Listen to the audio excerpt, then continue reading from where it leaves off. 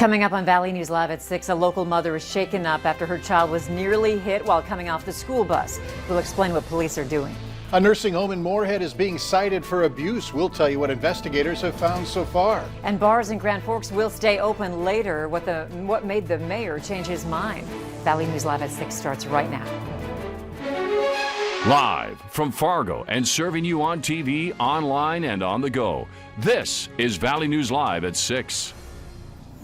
We begin with breaking news. An attorney representing one of the former Minneapolis police officers charged in connection with George Floyd's death has mentioned Clay or Stearns County courthouses as a possible location to hold the trial at. But Clay County Sheriff Mark Empting says while the venue change is merely a rumor right now, the possibility still concerns him as it would be a manpower nightmare. Derek Chauvin, J. Alexander Kuhn, Thomas Lane, and Tu Tao are charged in connection with Floyd's death. Sheriff Empting says he has not received any information that the venue change is going to be official and says as far as he's concerned, they can keep it in the metro. A Valley News Live investigation found that a troubled nursing home in Minnesota has been cited for abuse. The facility was called out by the state in May for its COVID-19 response. Valley News team's Joshua Pagero dug into that report and lays out what federal inspectors uncovered.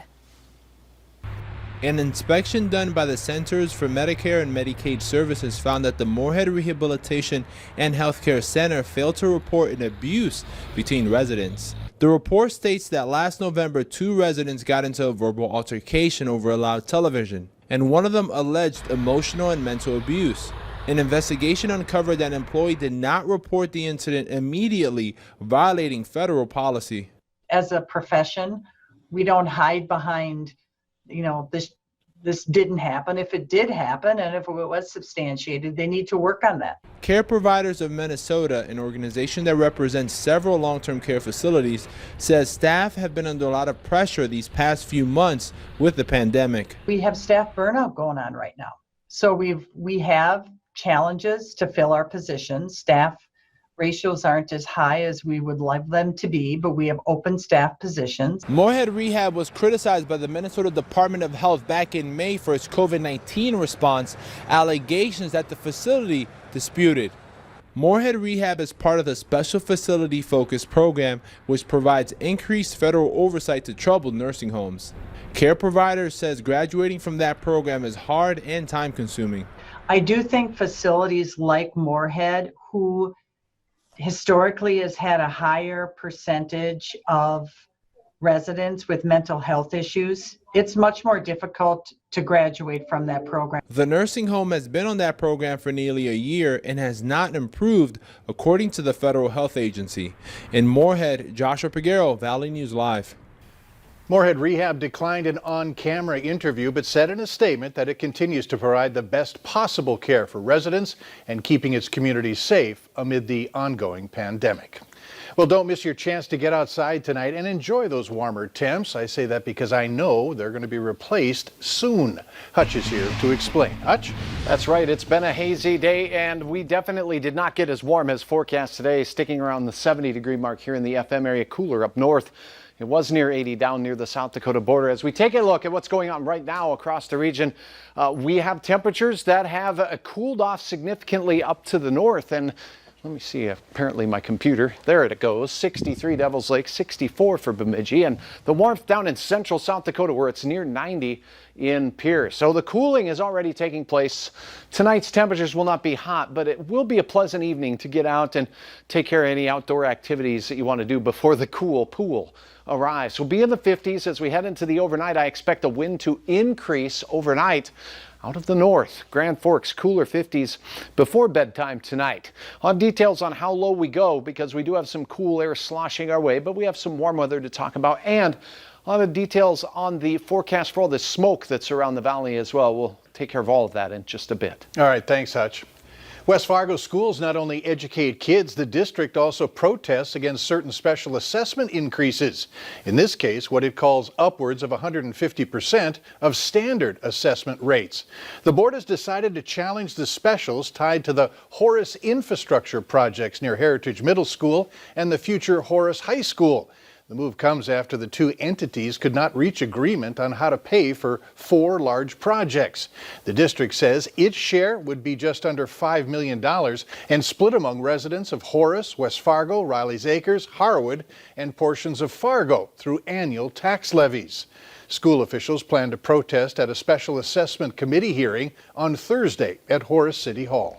In their daily COVID-19 reports, NDSU says there are currently 152 cases on campus, accounting for close to half of Cass County's active cases. And while some students say they're nervous, others say the college cannot be to blame for the decisions their students make off campus. The majority of people are out partying and stuff like that, like they're trying to get that college experience.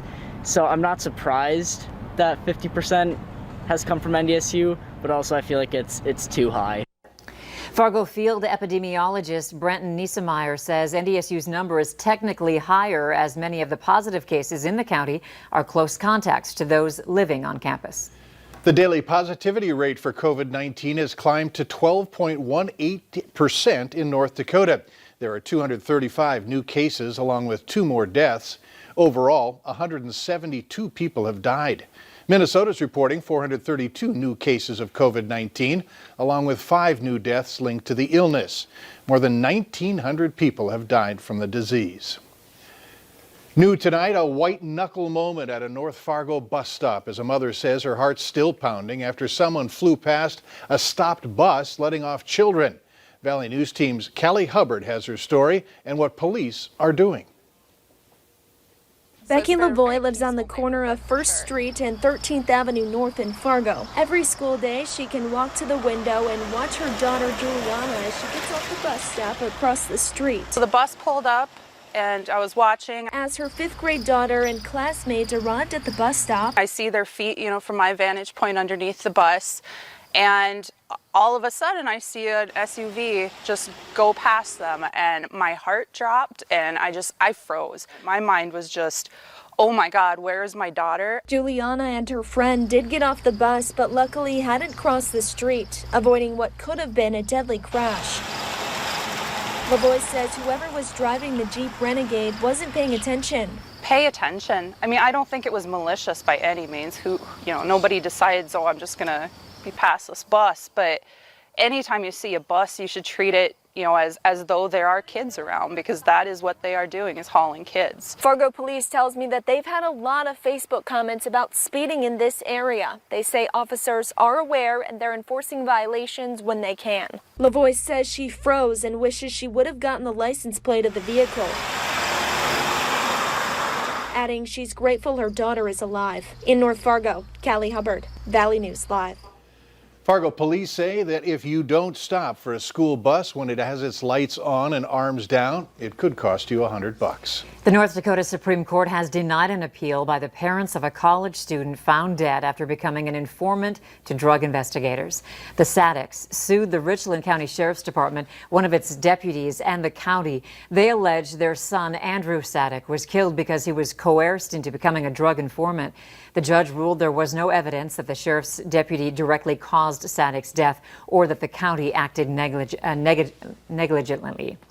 A SWAT team seizes drugs, firearms, and more than $12,000 in cash from a home in North Fargo. A search warrant was executed at around 7:30 this morning at 824 9th Street North. It was related to an ongoing illegal drug use and child neglect investigation.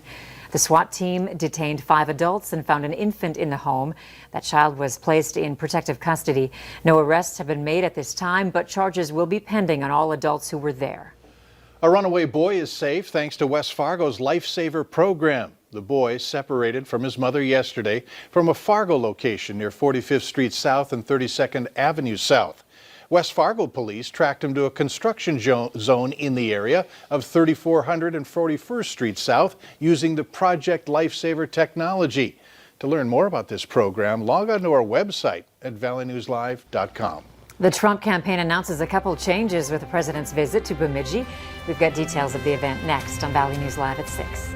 Smoky skies across the valley. I captured a few over Morehead today. Look at the golden sunshine blocked by all of that thick smoke over our area. Your forecast will sweep the smoke away but cool us off. Details are next.